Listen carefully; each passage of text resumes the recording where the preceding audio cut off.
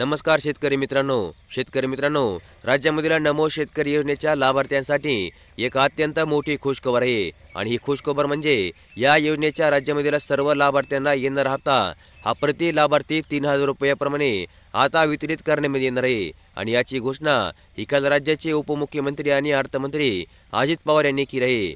ते काल लाडकी बहीण योजना आणि नमो शेतकरी योजना या योजनांच्या पुढील हप्त्याच्या वितरणाबद्दल पत्रकारांशी संवाद साधत होते। तर मग नेमके उपमुख्यमंत्री काय म्हणाले आणि काय आहे याबद्दलची सविस्तर अपडेट जाणून घेण्यासाठी आजचा व्हिडिओ नक्की शेवटपर्यंत पहा।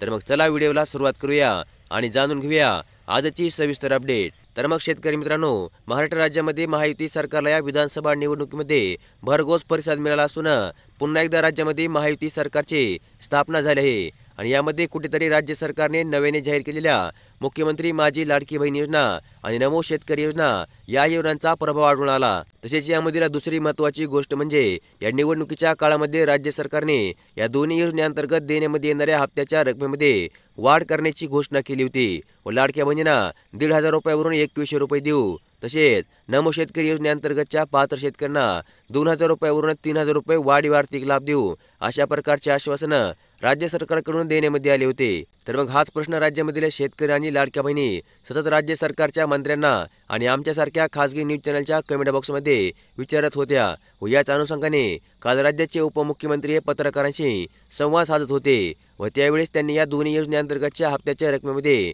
वाढ करण्याबाबत राज्य सरकारची भूमिका स्पष्ट केली। अजितदादा म्हणाले की मी येणाऱ्या 10 मार्च रोजी राज्य सरकारचा अर्थसंकल्प सादर करणार असून या अर्थसंकल्पामध्ये या दोन्ही योजनांसाठी लागणाऱ्या वाढीव निधीची तरतूद करून व्यवस्थितपणे राज्य सरकारच्या मंत्रिमंडळासोबत चर्चा करून या योजनांच्या हप्त्याच्या रकमेमध्ये वाढ करण्याबाबत निर्णय घेतला जाईल अशा प्रकारचे मोठे आश्वासन ही उपमुख्यमंत्री अजितदादा पवार यांनी या ठिकाणी दिले आहे। तर मग ज्या प्रकारे रोखठोकपणे अजितदादा बोलतात आणि एकदा दिलेला शब्द कोणत्याही परिस्थितीमध्ये पाळतात अशा प्रकारची प्रतिमा जनसामान्यामध्ये असल्यामुळे आता अजितदादांच्या या वक्तव्यानंतर शेतकरी आणि लाडक्या बहिणींच्या मनामध्ये एक नवीन आशेचा किरण निर्माण झाला आहे।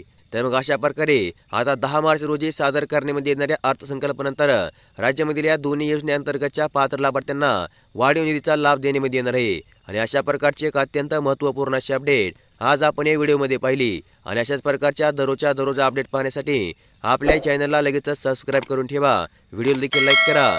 धन्यवाद।